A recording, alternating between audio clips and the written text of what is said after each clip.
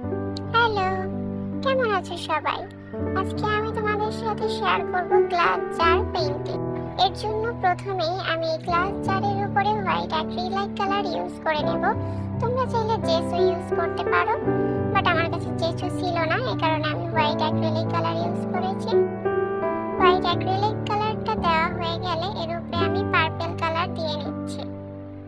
Purple কালারটা আমার কাছে ছিল না, আমি white, red and blue colour দিয়ে পার্পল কালারটা মেক করে নিয়েছি। এর আগে কখনো আমি এরকম পেইন্টিং করিনি, আজকে প্রথমবার করছি। জানি না কেমন হবে, আশা করি ভালোই হবে। এখন পার্পল কালারের উপরে আমি কিছু ফুল এঁকে নিচ্ছি। পুরো জারে আমি এরকম ফুল এঁকে দিব। এখন ফুল আঁকা হয়ে গেলে জারের উপরে আমি ভার্নিশ অ্যাপ্লাই করে নেব। সেটা আমি ভিডিওতে দেখাতে পারিনি। এই তো ফাইনাল লুক। কেমন হয়েছে কমেন্টে জানাও।